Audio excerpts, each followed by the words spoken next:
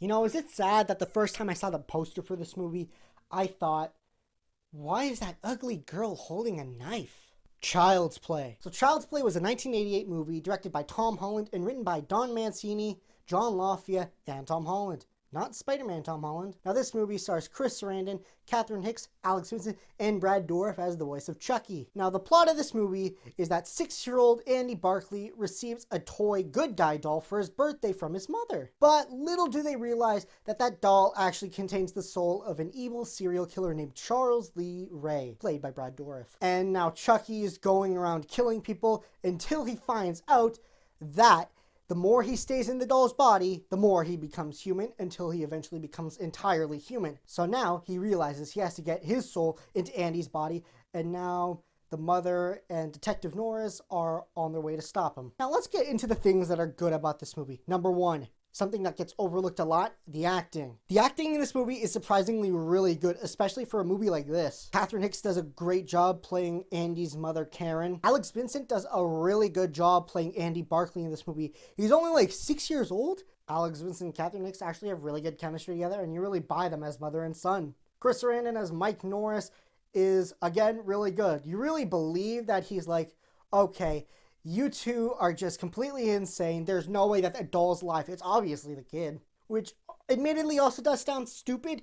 But when you watch the movie, it doesn't feel that stupid. And Brad Dourif, goddamn. This is the man who brought Chucky to life. He brings so much personality and charisma to the role, even though he's a creepy serial killing doll, that by the end of it, you're like, oh my god.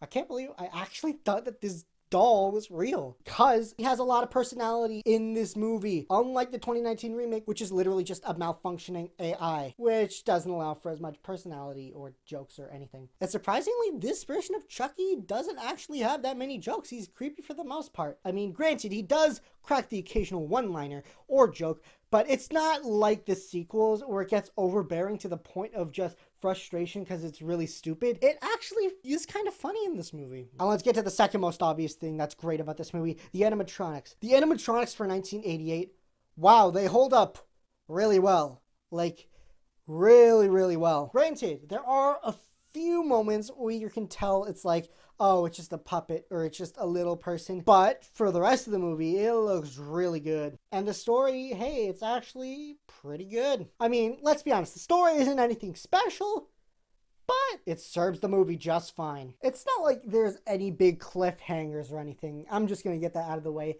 Everything that's set up in this movie eventually does actually have a payoff, except for one of my complaints. The voodoo subplot, which is how we find out Charles Lee Ray actually got into the body of Chucky, is in the first few minutes of the movie, but then the voodoo element doesn't really come back up until halfway through the movie, and then gets a brief explanation as to how to kill Chucky, and then it's kind of just gone from the movie. That's one of my gripes. That element, the voodoo, feels pretty rushed, especially for this movie.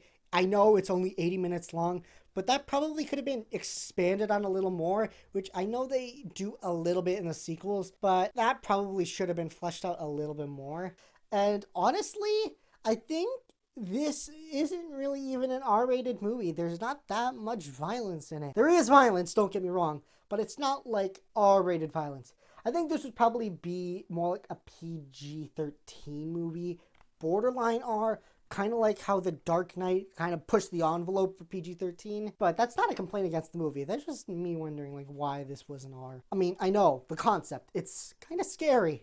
But, like, come on, guys. It's not that much of an R. Even Jaws was PG, and that was pretty violent at times. Even something like Indiana Jones, that also got pretty damn violent, especially in the second one. But other than that, I don't really have that many complaints about it. Child's Play is a pretty damn solid movie with great acting, great effects, a pretty damn good story, only a few minor nitpicks. I highly recommend watching this movie. Don't show this to your 6-year-old. At least wait until they're like 11 or 12. If this is something you wanted to watch on like Halloween, well, it'd actually be good for any time in the year. I'm sorry I haven't uploaded anything in a few months, even though I've had so much time on my own. I hope you enjoyed this review. Stay tuned for the next one. Peace out, have a good day, and bye.